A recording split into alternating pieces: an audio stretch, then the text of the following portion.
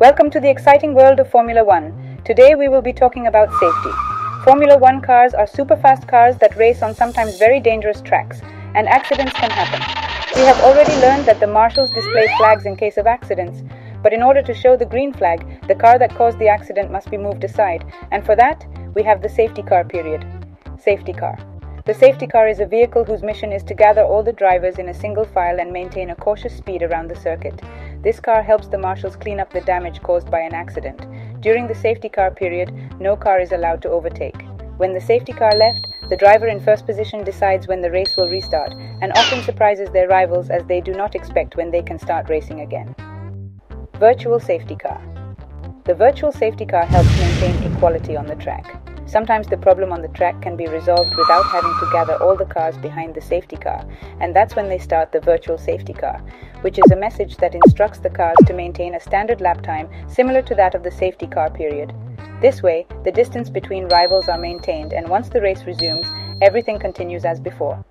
Now that we know how safety works, it's time to talk about the penalties that drivers receive when they sometimes don't follow the rules. Time penalty.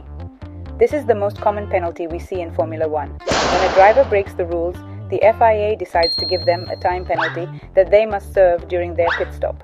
During the pit stop, no one can touch the car for the imposed time.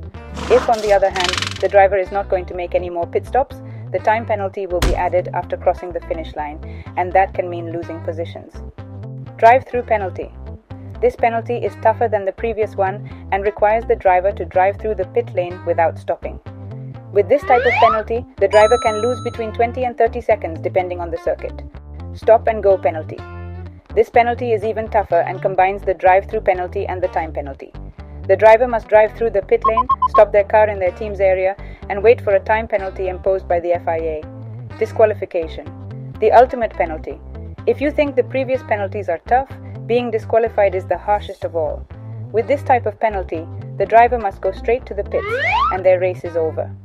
Now that you know how the safety car and penalties work, you can feel like a steward at the races, knowing what punishment to impose on drivers who don't follow the rules and how races works like an expert. See you in future videos while we are discovering more secrets of this exciting sport, and remember to follow the rules if you don't want to receive a penalty.